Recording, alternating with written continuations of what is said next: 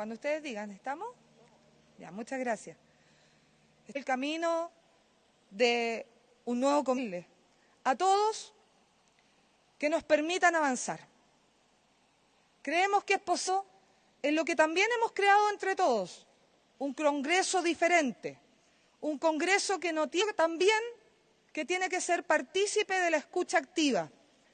Y es por eso que no solamente estamos pensando en un Congreso, sino que estamos pensando en una participación, un proceso de participación ciudadana y de consulta ciudadana para el próximo 7 y 8 de forma contundente. Necesitamos también avanzar hacia la paz social. La violencia nos distrae de lo importante. La violencia ocupa minutos de la televisión, de lo que debiera ser el espacio de los diálogos y de la conversación. La violencia no nos permite voz en los medios de comunicación, en los dirigentes sociales, en los dirigentes culturales.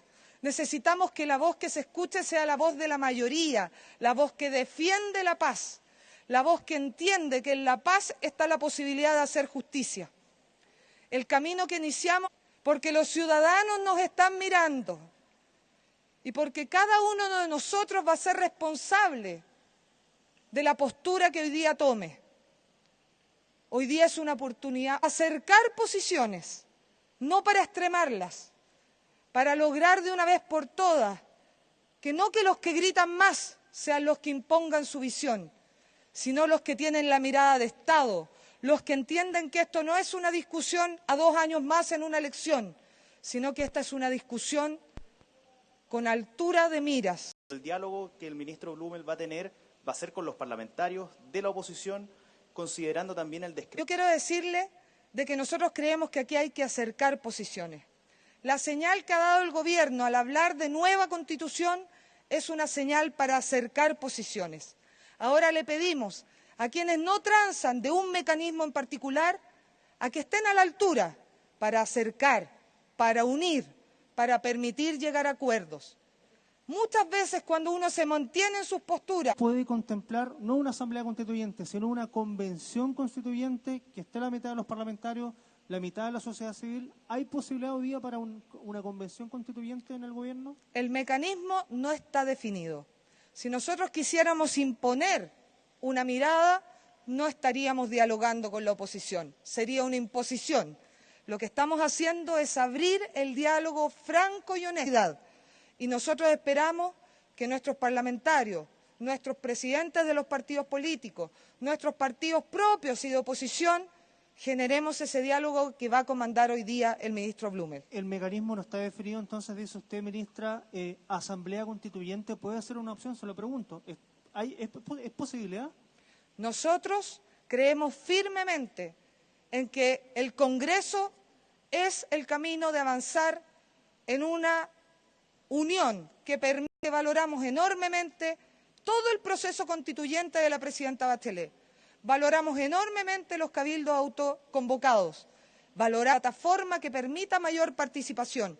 Y por lo tanto, estamos tremendamente convencidos que la participación activa de los ciudadanos no es algo que pueda ser, es algo que debe ser. ¿Cómo está, ministra? Buenas tardes. Muy buenas tardes. Cambio de tema. Ayer en Tele 13 hubo un reportaje en relación a esta situación por parte del Gobierno, pensando en que este es un organismo del Estado. La información que tenemos en algún momento, conflictos como lo que reveló el reportaje de Canal 13. En ese mismo entendido, inmediatamente se han puesto a disposición del Ministerio Público para hacer una investigación como corresponde en esta materia. No nos parece, si el control no hayan permitido poder identificarlo y por lo tanto esperamos que la justicia investigue y pueda dilucidar qué fue lo que pasó y sancione si corresponde. ¿Pero es grave que ocurran este tipo de situaciones, que no se transparenten en organismos públicos? Por supuesto que es muy grave. Nosotros creemos que cuando se generan abusos en lo privado que indignan a la gente, también tenemos que avanzar hacia evitar que haya abusos en lo público. Ministra, buenas tardes. Muy buenas tardes. Ayer se reunieron con el general director de Carabineros acá en el Palacio de la Moneda. El general Mario Rosas habló, pero preguntarle, el gobierno no solicitó que se dejen de usar balines para contener diferentes incidentes, si se solicitó o no, cuál es la postura del gobierno en esto, porque desde Naciones Unidas, el sistema de Naciones Unidas pidió... Nosotros estamos muy agradecidos de la inmensa mayoría de los carabineros de Chile que nos guardan, que nos cuidan y que han salido a defendernos en circunstancias extremadamente difíciles y violentas, como ustedes han podido ver. En ese contexto, nosotros también queremos decir que nos preocupa, que nos duele todas y cada una de las víctimas en este contexto de violencia. Y, por supuesto, que condenamos cualquier abuso, cualquier exceso del uso de la fuerza y esperamos, tal cual como lo ha hecho Carabineros de Chile, parte de Carabineros, a los tribunales para que se pueda investigar cada uno de los casos. En ese entendido, nuestro gobierno entiende que es necesario revisar constantemente los protocolos de actuación de Carabineros, en particular del uso de la escopeta de perdigones. En esa revisión del protocolo, hoy día se ha aumentado aún más. ¿Y cuándo va a estar eso listo, ministra? Porque ya hay 200 personas que lamentablemente han perdido un ojo, tienen graves problemas. Está el joven Gustavo Gatica también. Entonces, el tiempo, finalmente, ¿de cuánto tiempo estamos hablando? Nosotros la solicitud, primero, y esperamos poder entregar esa información a la brevedad, saber cuántas personas son, qué tipo de lesiones tienen, cuántos han perdido efectivamente la visión, para poder entregar esa información de forma transparente a la ciudadanía, que creemos que es lo primero que hay que realizar. Segundo, decir de que nosotros ayer se nos entregó esta modificación del protocolo, que como ustedes muy bien saben, hace aún más estricto el uso de lo que es la escopeta antimotines y además obliga a tener una cámara GoPro y grabar el procedimiento, y por lo tanto los procedimientos de Carabineros van a tener que ser resguardados por esta grabación y vamos a poder comprobar a través de esta grabación si se utilizó bien o no el protocolo, porque lo que nos interesa es cuidar y resguardar a nuestros ciudadanos. Ese es el mandato de Carabineros por la Constitución y la legislación, esa todos y cada uno de los días. Ministra, ¿cómo está? Buenas tardes. Muy buenas tardes.